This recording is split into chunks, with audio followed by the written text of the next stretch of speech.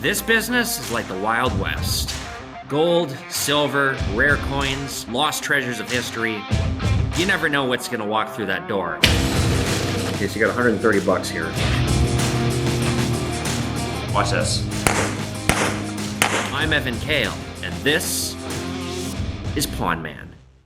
Hey guys, before we get into the episode, I want to thank my unofficial sponsor, DonorsChoose.org. And I say unofficial because a social media influencer with a lot more followers than me reached out to me and wanted to sponsor this episode, but he said, you pick a charity and that'll be the sponsor. So DonorsChoose.org is not officially sponsoring me, but they are one of my favorite charities. You guys know I do the holiday episode at the end of every year. We do a little bit of a giving thing, and I always give money to DonorsChoose.org.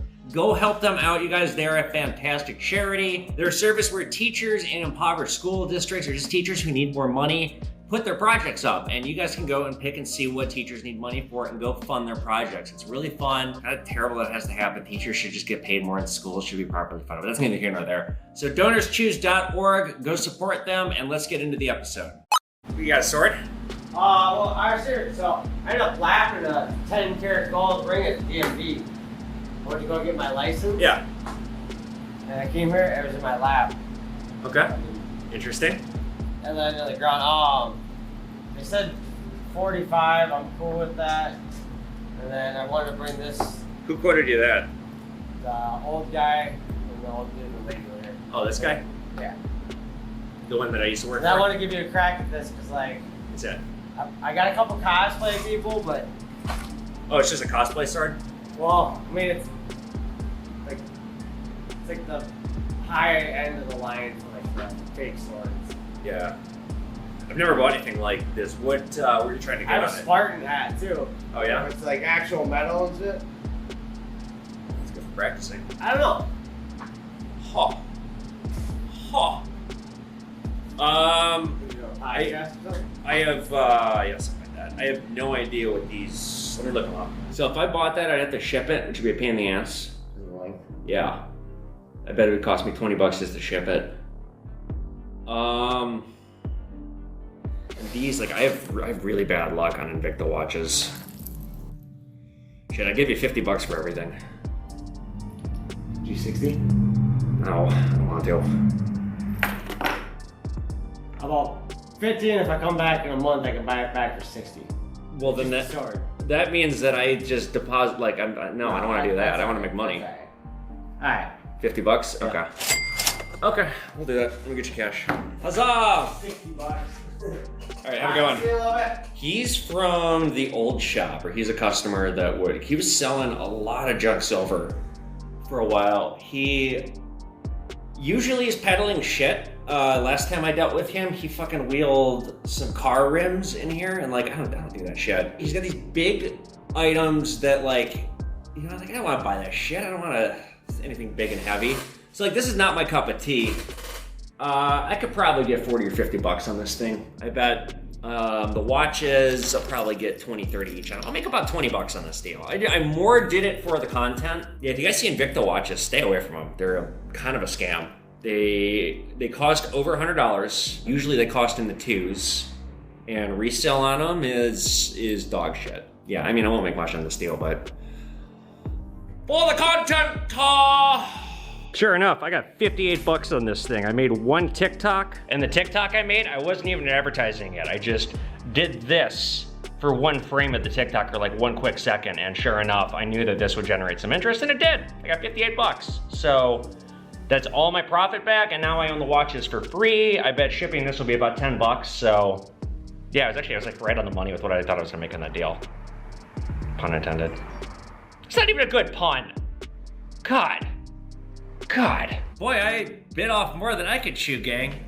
So I was out running the other night, and in my totally normal, healthy thought process, I was thinking about the con artist, and I thought, I wonder if he has a criminal record. Well, come to think of it, I've never run his ID. I have a copy, so I took his ID and I punched it into a criminal database, and he does. But it's not for drug charges, which is interesting, because I thought for sure that was what was going to come up. A lot of you guys seem to think that he's a crack user, and that actually makes total sense. No, 5th degree sexual assault. Somehow it got pled down to disorderly conduct, and if you're like, well, what's that?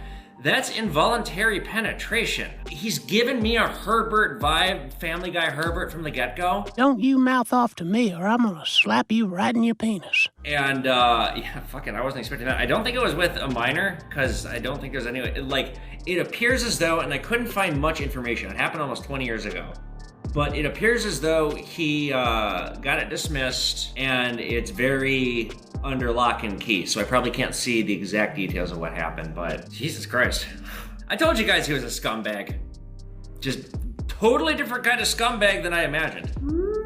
Hi, boys. I'm gonna start doing that when he comes in here. I've been wanting to say, I haven't seen him in a while. Next time he comes in, I wanna say, and he's back like cook crack.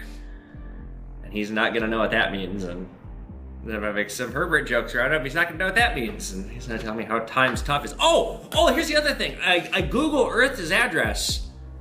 He's got a fucking condo that's worth 140 grand. And if you're like, well, how do you know it's his? Because I saw his shitty van parked out front of Google Earth. Like, the dude's owned the condo for 20 something years. He's not renting it. He's the owner. He's registered as the owner. So yeah, he's totally full of shit. I told you. Suppose I could have done this like months ago, but for whatever reason, it just occurred to me. Told you. I have a remote deal coming in to go through. Looks like a lot of stuff. Okay, I can't show you. He sent me a copy of his ID. You guys, that's what you need to do. To Pawn Man, unfortunately I couldn't send the sword. My mom didn't want me to. Okay, so Sophie has included a phone number, a Venmo, her full name, and her Instagram handle. It's not just a name with nothing else attached. And it even says remote deal in it too. So we're gonna go through this, but before we do, you guys, I wanna thank Beach City Coins. They have sponsored this remote deal. You guys go follow Beach City Coins. I do a lot of business with them. A lot of products I've shown here on Pawn Man, a lot of this stuff. Cool stuff that I purchased has come from him. Go check him out, follow him on Instagram, buy some coins from him. He's got great product. So thanks to Beach City Coins, we are gonna get into this big remote deal. Okay, America's First Metals, boomer shit. Boomer shit. Like old vintage photos? What's going on here? Keystone View Company. It's like a shipping launched. Here we go. We beholden here a busy scene on the Panama Canal, a successful realization of the dreams of many years. Although Ferdinand de Lesseps was able to open the Great Suez Canal, he and his French companions gave up in despair the task in Panama nearly 20 years ago. Okay, so like vintage Panama Canal. Okay, so just like these are like old vintage photos. Some silver certificates. Oh, nice. Looks like Government of Texas Treasury Department notes. I have never seen one of these. Huh, I gotta figure out if that's real. Confederate note. This looks real. Richmond. I gotta look at this one closely. I don't like where that 2 is positioned. Okay, yeah, this note might be fake because these are off center. The ink is, we talked about how vivid is the ink. The ink is pretty flat. This is weird. It's not fully centered. When it's like not fully centered, it's just like kind of a dead giveaway that something fishy is going on. But these Confederate notes, they didn't exactly put a lot of care into them. Also, the Confederacy was not known for having good art, and this art is pretty good. Okay, I'm gonna have to investigate this one. Let's see, what else do we have? What the fuck is this? The fuck is this? It's author. I have no idea what the hell this thing is. We'll come back to that. Looks like it's boomer shit. Just boomer shit. More boomer shit. This is a replica coin. I can't even sell this. Huh. Old binoculars. These are in pretty good shape. And what's this? Found in a mine, Germany Nazi mints or stimulants. What? Oh wow. Is this Pervitin? No way. No way. So Pervitin is Nazi Adderall. I need to clarify what this is. I might take a little. I might try a little bit just for fun. And I don't know if it's Pervitin or not, but like I said, found in a mine, Germany, Nazi mints or stimulants. I don't think they're mints. God, well they're not valuable. I'll tell you that much. Because who wants a Nazi mint or Pervitin? Actually, if it's Pervitin, I can't sell it, but I can sure take it. Okay, well, there's some investigating to be done here. Interesting. Wow, I was not expecting that. As for this other stuff, it's like a lot of crap. And I'm gonna lay everything out here. Okay, so it looks like this is real. I wasn't sure about it, but I found an example online, and like after touching the paper, I wasn't sure because this 2 is off-centered, so much so that it's kind of weird. But no, I guess the Confederates are just really shitty at making currency and running a nation and a whole lot of other things. This is real. I gotta figure out what this is worth. But this one's fake, and this one's fake, I can tell, because this feels like fucking cardboard. No way would this be real. Or no way would it be printed on paper like this. I've encountered other counterfeit notes that were Confederate that felt just like this, so this one's fake. As for this stuff, you guys, we talked about this before. Spend these. Don't keep them, just spend them. It's a $2 bill, even if it's from 76, fuck it. They made so many of these. This whole pile of currency, I'm gonna offer 60 bucks on, that's it. All in all this stuff, I'm gonna offer $175. There was also this set here, it's just boomer shit, it's made from pewter. Medals commemorating battles of the American Revolution. A bunch of pewter medals, such boomer shit. So we'll see if we got a deal at 175. So let's see if we got a deal. Luckily they got in touch with me right away because I sent them a message, I'm like just about to leave and they're like, how about 200? We met at 200, so I now own all that stuff. I'm the proud owner of some Nazi Pervitin, some Nazi speed. So my night just got pretty interesting. I will let you know what I do with this.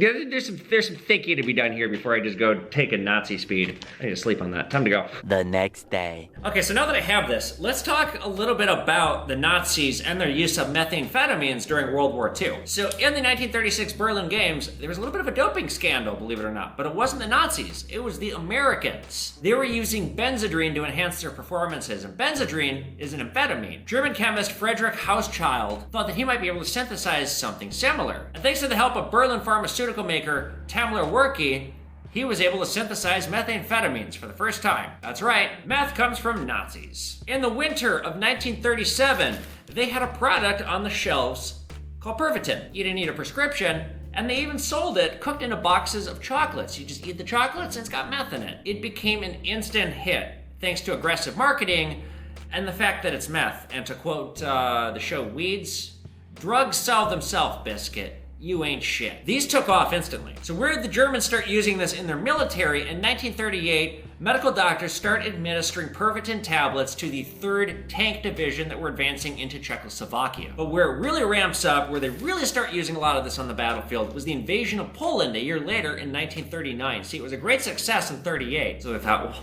let's give them more. Let's see what happens. The use of this also coordinated with the new Blitzkrieg lightning war strategy, the fast attack, surprise, quick overwhelm with force, boom, boom, boom, boom, boom. And when you're all hopped up on speed, well, it works pretty well. Unfortunately, what they didn't count on was that their soldiers were human, and you can't pump people full of this shit nonstop.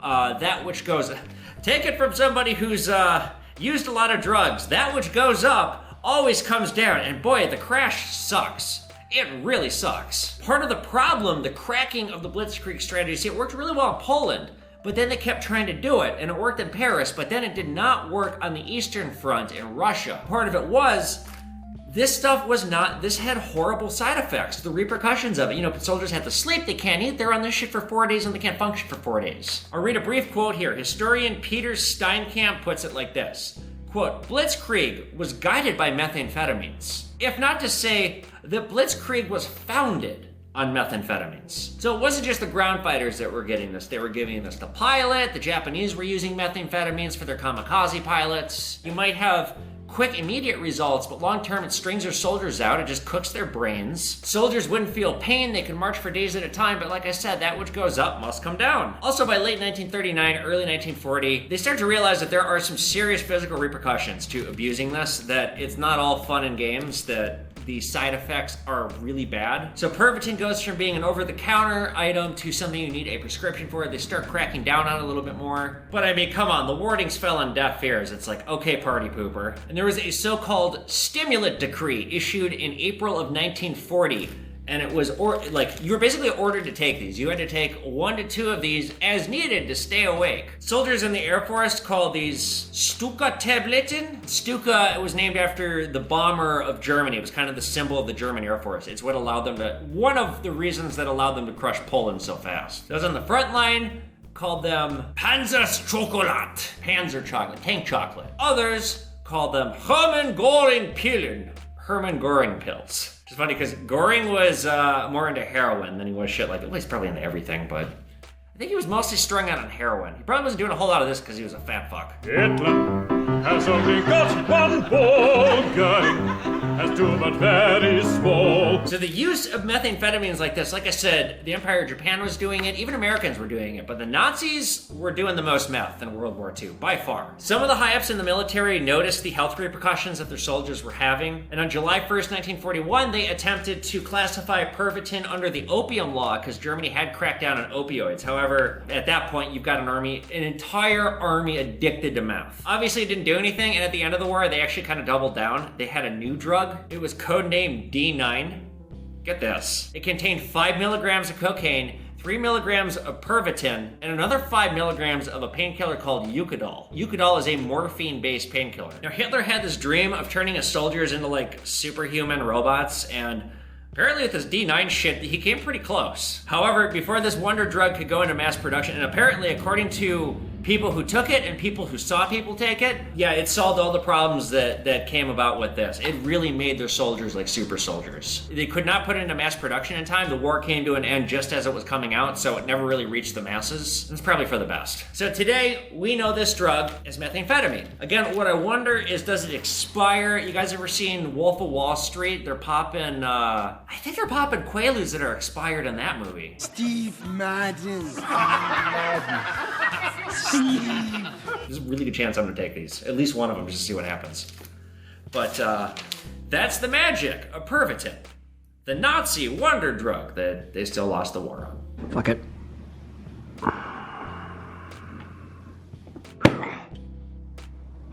So, that's a nice half. I guess I'll save that for another day. Like Tom Green humping a dead moose. Is anyone watching? Can I stop this yet? So, and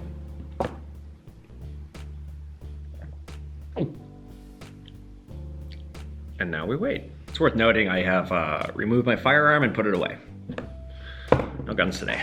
The next morning. All right, it is the next day, and I survived. Now, officially, I didn't take that Pervitin, and officially, O.J. Simpson didn't kill his wife. So officially, we're gonna say that I threw it away.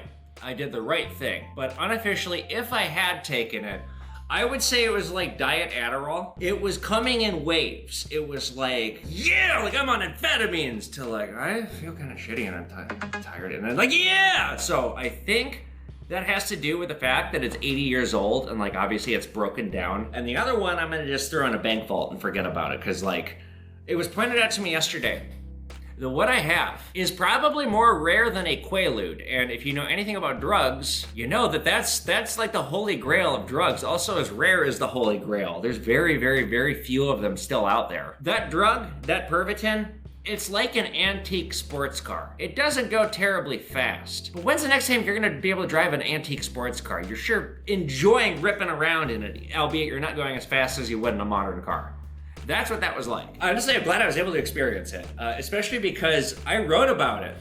In my novel here, Wolf in the Jungle, one of the characters is like, yeah, so I packed some Pervitin because I thought there's a good chance we couldn't sleep. So they're popping Pervitin in this book, and as I was writing this, I was doing all the research I could to find out what it's like to do Pervitin, and I remember I stopped writing one day and I was like, God, I wish I could just get some and take it so I could experience it. I'll just assume it's like Adderall. So that was Pawn Man Takes Pervitin, if allegedly not provable, not admissible in court.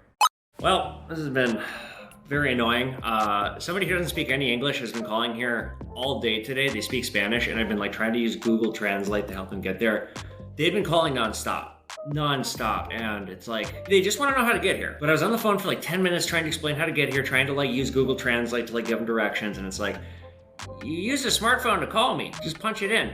So they've been calling again and again and again, and they just called again, and they're at a gas station, and this poor gas station attendant who's like in the same boat as me is like, hey, I have these people here and they're trying to get, so they're gonna be coming here. Well, when I was an Uber driver, I once had this thing, this young Chinese guy came down with his elderly parents, and he's like, my parents are at my house for dinner, you're taking them home, they don't speak any English. And as we were driving, the man like started like yelling at me in Chinese, and then his wife started arguing with him, and like I had a car just like screaming Chinese, and I'm trying to call this kid who speaks English and he's not picking up, and then finally he picks up, he's like, oh, I put in the wrong address, I'm sorry. And then when I dropped him off, the Chinese guy in back, the old guy, had said perfect English, thank you very much for the ride. I was like, were you guys fucking with me? So yeah, I don't know, this is gonna get interesting. They'll be here shortly, and I'm gonna frantically get my computer out. Okay, this is a no silver. Este es un artículo de colección. No hay plata en él. No. Podría ofrecer $2. Oh shit, you got a bag? Oh, well played. Okay. 36. 36? 36. Okay. Yeah. This is a weird item. Mira, mira. It's well, you have an old camera. Checking. As it's on the phone. ¿Qué clase de tipo ese? Me quería mandar lejos aquí. Yeah. Un momento. So, Mus, this it? 40? 40. Right. Like, 30. Y esto Like, son 72 nada más. I don't want to pay 70 for these. No. Pues No eso. quiero pagar $70 por estos. I want to pay $70 for these. Who the fuck is this guy?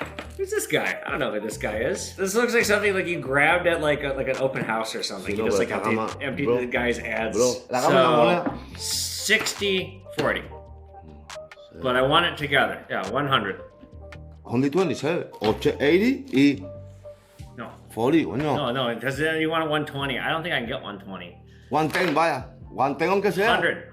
Final offer, 100. 100? No, ya. Okay. All right, let me get you $100. Sí, ya. Thank you. Thank you, man. Have a good day. Yeah. So, that was interesting. So, I'll probably get 25 each on these. Most of the money came from this and the camera. The camera I'll probably get $30 on, so we're at 80. And then these, there's 36 of them. This is the kind of weird shit. Here, I'll show you up close what I bought. John Geisinger. He's a real estate agent here in Minnesota. I could probably look him up. It's got his phone number on it. In fact, I'm basically giving him a free advertisement by holding this. He obviously paid to have this made to give to clients. A Canada $half. There's no precious metal in it. He had it made recently because it's for 2021. And somehow this guy ended up with 36 of these. This is the kind of weird exonumia that, believe it or not, fucking weird collectors like to buy this shit. Kind of like people who buy class rings for a class they didn't attend with a name on it that isn't theirs from a school year they didn't graduate from. It's very bizarre. People collect this kind of stuff. I might be able to get $5-10 a piece on these. I'm gonna put this on eBay right now for $9 free shipping. But this is either I'm gonna make the money on this deal through this, or I'm gonna lose through this. That whole interaction was really bizarre. I mean, he's a nice guy. Until he started taking pictures of me. That freaked me out a little bit. And now there's 2 pictures of me looking kind of terrified on this camera for whoever buys it. I got some mail, so let's play Pawn Man Opens the Mail. So first thing I want to show you guys is this. This was sold to me. I didn't get the deal on camera, but you guys remember Russian warship, go fuck yourself. This is a postcard for that, which I'm gonna put it somewhere on here, because I just like fuck Putin, and I love the Ukrainians and what they're doing. Standing up for themselves. Thermopylae fight. So, okay. That's cool. And actually, I also got some stamps with it too. The stamps I'm gonna sell. I did get some more Nazi medals. One of my followers needed money. He's buying a house and he has a collection that's almost as big as mine, which was kind of puzzling because I thought like for sure I built by far the biggest collection, and then he just casually shows me that he has like 40 of them, all graded by PCGS. So I was like, oh, I think I actually am gonna keep all these ones. 2 big slabs and then 2, 4, 5 smaller ones. So we have the Seafaring aluminum medal from 1935. It has a very high score, specimen 63. This one's at an even higher score, specimen 64. Farmer Day, it's silvered. This one's from 35, Labor Day. And then this one has environmental damage. It's a horse riding medal from 1939. And I don't know what's going on here. but it's a bear like bequeathing a wreath, the Iron Eagle, and then there's like marching flag banners with swastikas on it. Something to do with the Berlin Games. And then this is like some kind of a dancing festival. It's made from iron, which I don't believe any of the metals I've come across are made from iron, but Carl Goetz did some stuff in iron. And then finally, Labor Day, aluminum, specimen 62. Okay, so now I'm done. And I keep saying I'm done, but like I really have to be done because I spent $2,250 on these metals. I do think I got a good buy though, because I get $1,000 on each of these. Continuing on the mail, so I got a letter from a follower. Hey man, love your stuff. Keep up the good work. Some stuff for ya. I wrote the book on Playboy? From Tim. Right Boy book, world famous. Okay, well, guys, check out this book. And, oh, that's a great business card. Author, collector, tattoo enthusiast. I'm charging for if you want to put your name or your business up here. But this, I'm gonna put it for free because this is cool. And if you guys want a business card or whatever put up in the wall behind me, $20. It lives forever in all my videos for $20. I'm aware that this is getting annoying. It's just, I gotta generate some money here. This is a business. Like I say, a profit's a profit. And this shit is pure profit, so help me out. Speaking of which, you wanna join my OnlyFans? I'm bigger than that. I am. Nothing, I don't think there's anything new or exciting. No, I ordered 10 2018, 2019 currency sets. So these are available now in mass. Let me know if you guys want some North Korean currency sets. Moving along. What the fuck? I don't remember saying okay to this. Batman Legions of the Dark Knight graded 8.5. Tomb Raider graded 9.8. Okay, so I know nothing about comic books, you guys, but here's one thing right now, immediately, knowing nothing, that jumps out to me. I think I've heard of this company. I've never heard of these two companies, so these could be sham graders. I have no idea. Graded Pokemon cards. Brandon, right? Yeah, thanks, Brandon.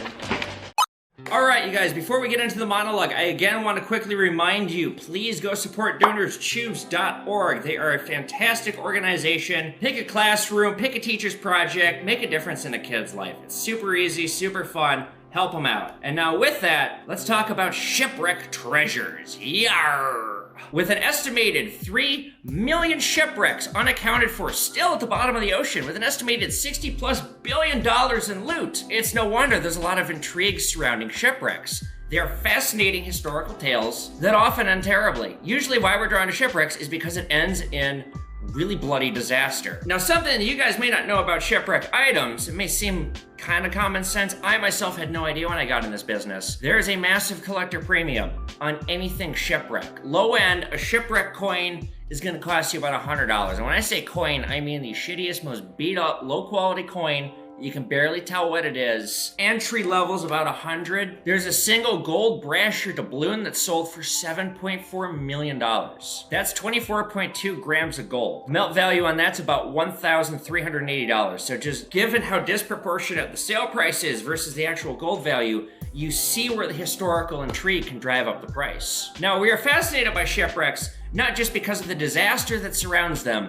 but the people, the human story that surrounds it as well. Who captained the ship that went down? What were the circumstances that put the ship in the ocean in the first place? Was it a ship fleeing into the night full of treasure, getting away from an outpost that was about to fall by enemy conquerors? Was it on a pirate ship that had been on a notorious spree, captained by some famous swashbuckler? A lot of shipwrecks have been discovered actually rather recently, with technology getting more advanced and our ability to peer into the oceans and see what's exactly down there. There are governments that look for shipwrecks, and there are private treasure hunting companies that look for shipwrecks as also in a capitalistic capacity. And there's also people just walking around, and it just so happens they find something that's been lost for centuries. And when I say walking around, I mean it. People sometimes will discover an ancient shipwreck on a beach. Just climate change has shifted things and unearthed her. Oftentimes people that are just casually scuba diving will come across a lost shipwreck that's drifted hundreds of miles from where it originally was rumored to have gone down. So let's briefly talk about a couple of famous shipwrecks. The first one, the Nuestra Señora de Atocha shipwreck, is one of the larger ones. This is a Spanish ship. It sank off the Florida Keys in 1622. Its cargo is estimated to be upwards of $500 million in gold, silver, and gemstones. And it had emeralds emeralds from the Muzo mine in Colombia, which are rumored to produce the finest emeralds in the world. It also had pearls from Venezuela, some of the finest pearls in the world. There were 265 people aboard this ship. Everyone died except for 3 sailors and 2 slaves. And these people survived by clinging for dear life to the mast. So what happened, this ship, it encountered a hurricane, and I could not imagine how terrifying it would be to be on a ship in the 1600s in a hurricane. Part of the reason why ancient shipwrecks were so deadly, number one, I mean, in this case, they weren't that far off the coast. They're far enough where nobody could really swim. But nobody could swim. A lot of people that were on ships didn't know how to swim. Getting kicked in the water was oftentimes a death sentence. Especially, and this is something I randomly learned in Game of Thrones, if you're wearing like armor and you get kicked into the water, oh, your ass is gonna fucking drown. You will sink to the bottom. And to make matters worse, not only did people not know how to swim, oftentimes they didn't know how to deal with a shipwreck or how to deal with a ship going down. There were a lot of things that were unknown. Like the suction effect, if a ship goes down fast enough, it will pull everything down with it, and the drag of the immense weight of the ship will create a current that just pulls down and sucks you down. That's why you remember in Titanic, they try to get off and kick away as fast as they can because the last of that ship going down is gonna pull everyone down with it. Anyway, back to the Nuestra Senora de Atocha. It was first discovered in the early 1970s. Some silver bars were found from it. When they found the wreck, they couldn't quite verify what it was. It took until 1975 for them to find a cannon that was inscribed. Once they saw Atocha, they knew what they found and they knew that they had struck gold. What they recovered eventually became known as the Atocha Mother Lode, a $450 million worth of loot. This included 40 tons of gold and silver, 114,000 Spanish silver coins. So after the discovery of this wreck, and this is another interesting thing with shipwrecks, the state of Florida tried to claim 25% of the treasure as theirs, and it went all the way to the Supreme Court. The Supreme Court ruled in favor of Treasure Salvers Incorporated. And this is the thing that happens, is when a shipwreck is discovered, the closest government entity to the shipwreck will oftentimes try and claim it as their own. But because so many of these are in international waters, finders keepers. That's the joy of treasure hunting. It is literally finders keepers most of the time. In 2014, the shipwreck was added to the Guinness Book of World Records as the most expensive shipwreck ever found. And coins from this shipwreck, they range low end $2,000, high end over $10,000. Other notable shipwrecks, the Whydah Galley. This shipwreck yielded almost $400 million in treasure. It's also the only verified Golden Age pirate shipwreck to be discovered. So this ship was commissioned as a cargo and slaver ship, and then it was taken over by a pirate, Samuel Black Sam Bellamy. And the seizing of the ship, it actually ushered in a new golden age of piracy. The ship was first commissioned in 1715 in London, but then in 1717, it was navigating a passage between Cuba and Hispaniola, and it ran into pirates. There was a 3-day chase. Eventually, they surrendered near the Bahamas, and Bellamy decided to take it and make it his new flagship. And its captain, in a gesture of goodwill, was not only allowed to live, he was given 20 pounds in silver and gold, equivalent today to about 3,200 pounds. That's a gentleman pirate right there. Good sir, I appreciate you pulling over. Here's a little change and off you go. The gentleman pirate strikes again. So they sailed merrily along the coast for a couple months, being pirates, stealing treasure, filling up the hulls, but then they ran into a nor'easter, a really bad one, and the ship sank. By morning, hundreds of Cape Cod's notorious moonwreckers, cussers, people that would just like go scavenge after there was a big storm looking for ships that have broken up, things washing up ashore, treasure, stuff like that, bodies that they can pick things off the dead. They're plundering the remains. And the governor of the territory even dispatched a search and rescue squad to look for any treasure because they knew how much was on this ship. But efforts to recover the ship were not. They did not recover them until 1984. There was a map written in 1717 that described where the ship went down, and treasure hunter Barry Clifford used the map and found the shipwreck. And the shipwreck, it was only in 14 feet of water. That's it. The shipwreck today has been the site of extended archaeology. There's a lot to be learned from the shipwreck. A couple other shipwrecks to quickly mention, and you guys, there's so many of them. I'm just skimming the surface here, but I can't sit here and talk about these all day. The Santa Maria, the famous Santa Maria that brought Christopher Columbus to America, was lost in 1492. Obviously not with him aboard. It was full of timbers. It was going to be making a fort, or it was like bringing the timbers to build a new fort, and it has never been found. Now that's a ship, there's not a lot of treasure on it, but just the historical significance of what you could find. Like if you could find it in international water and bring it up and sell it to a museum, I don't know how you'd get away with doing this, but if you did, just the ship alone would be worth millions and millions and millions, maybe even more. I have no idea. It's one of the most historically significant large objects out there. That the object itself, the historical significance of just the fucking object. It's like Noah's Ark almost. There's some other shipwrecks out there that have never been found. The Flor de Mar sank in 1511, 60 tons of gold. Who knows where it is? Somewhere in the ocean. Somewhere. One interesting thing I found, the Spanish Empire would lose a lot of ships because, you know, oceans and hurricanes and terrible tragedy. And one thing they would do, they didn't just say, oh, well, fuck it, there it goes. Because a lot of these ships would have so much treasure, so much gold, like it could cause economic problems, just losing all that money. They didn't exactly have insurance for this kind of stuff back then. So what they would do, they would go try and find it. And if they did find it, they would take slaves. This is so horrible. They'd take a giant diving bell and they would take slaves and you would go up into the bell and they would lower it down with you riding the bell down inside. You know, you only have so much oxygen. They'd fucking drop you as far down as they needed. And you would have to go by hand with this terrifying bell, like riding it down the ocean all the way down to the shipwreck, and you'd have to pick up the gold and then ride it back up. And it's not like one and done, good for you, you get a gold sticker. How brave of you. It was, okay, we're gonna do this sundown to sunup every day until we have all the treasure back. And if you die, then we're gonna, it was a business expense, because that's what they did.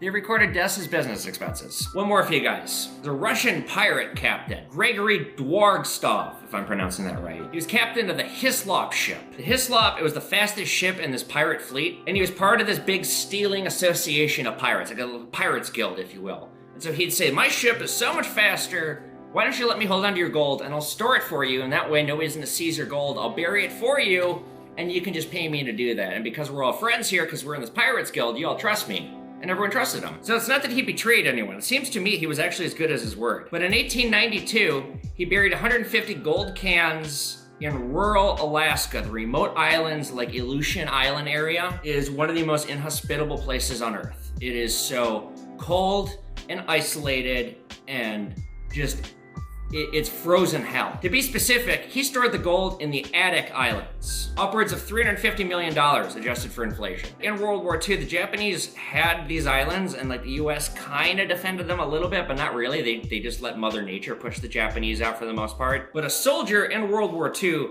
found one of these rumored gold cans. And then later on in 1959, somebody else found another gold can. This one had like $2.5 million worth of gold in it. So if it can be believed, there's a lot of treasure still out there because he died without telling anybody where the rest of the treasure was. It's never been recovered.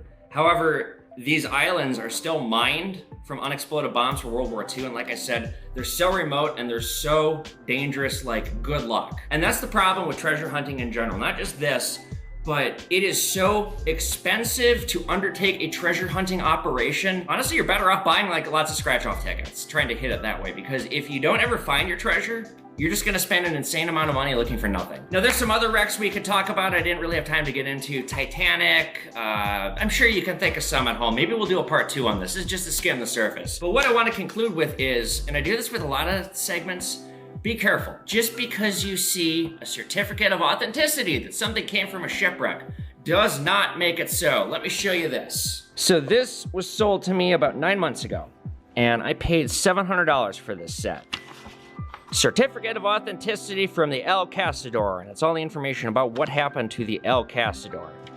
Now, just looking at these, I thought they looked kind of funny, but at the time I wasn't, this was kind of the first really expensive world coin purchase, like, of this caliber that I had made, and I wasn't sure if they were real or not, but I took a chance, and it turns out all these are fake. All of them. And it's the old Somali guy who gives me a hard time.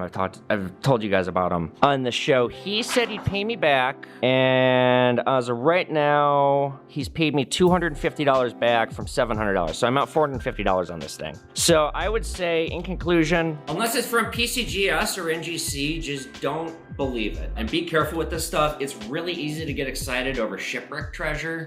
It's a fun collectible. You can make money if you know what you're doing, but don't get overzealous. Me personally, I don't pay a premium on this stuff. I think it's cool. By my experience, it doesn't sell terribly fast, and the premiums on them can be very, very expensive. And that's the magic of shipwreck treasures. Back in the day, 5 feet of water was a death sentence. You guys know what's funny? True story. My mom, for some reason, thinks that I can't swim, even though she paid for swimming lessons for me as a kid. So like I went and saw her this past weekend and I went and jumped in the lake up there and she's like, Evan, you should wear a life jacket, you can't swim. It's like, bitch, yes I can. You paid for it. And we're gonna end on me calling my mom a bitch. Alright guys, that about does it for this episode. I again want to urge you to go check out donorschoose.org. Pick a classroom, help a teacher out. They could really use all the help they could get. It's a terrific charity, and they are the unofficial sponsor of this episode, shall we say. I want to thank my Pondman Patreons. You guys please become a Pondman Patreon. It helps me a ton. If you guys like this video, be sure you give it a thumbs up, hit that notification button so you guys know when new episodes of Pondman are coming out. Get my books on Amazon, follow me on social media at Evan Kale and at Pondman, and I'll see you guys back here for another episode of Pondman. Later, guys.